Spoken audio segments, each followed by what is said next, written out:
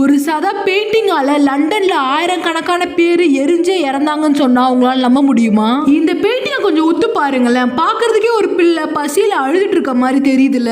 இந்த பெயிண்டிங் தான் எல்லாத்துக்கும் காரணம். இந்த பெயிண்டிங் பேரு தான் தி கிரையிங் பாய் பெயிண்டிங். யூகேல 1985 நிறைய வீடுகள்லாம் எரிஞ்சு பட்டு காணப்பட்டு இருந்தது. ஆனா ஃபயர் ஃபைட்டர்ஸ் எல்லா எரிஞ்சு போன வீட்டுலயும் ஒன்னு நோட்டீஸ் பண்றாங்க. எல்லா எரிஞ்சு போன வீட்டுலயும் இந்த போட்டோ இருந்திருக்கு. ஆனா இந்த போட்டோக்கு மட்டும் ஒன்னும் ஆகல. அப்பத்துல இருந்து இந்த பெயிண்டிங் ஒரு சாபக்கேடான பெயிண்டிங்கா பார்க்க ஆரம்பிச்சாங்க. நிறைய பேர் இந்த பெயிண்டிங் வரைஞ்ச ஸ்டூடியோவே எரிஞ்சு போச்சுன்னு சொல்றாங்க.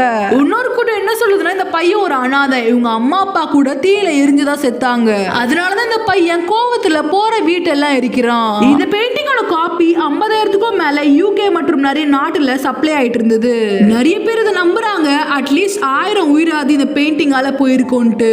அது மட்டும் இல்ல, யார் யாரெல்லாம் இந்த பெயிண்டிங் வச்சிட்டு இருக்காங்களோ நெருங்குற நண்பர்கள்லாம் சீக்கிரமா இறந்து போக ஆரம்பிச்சாங்க. நிறைய பேர் இந்த சாபக்கேடான பெயிண்டிங்கை வச்சுக்க பிடிக்காம எரிக்க ஆரம்பிச்சாங்க.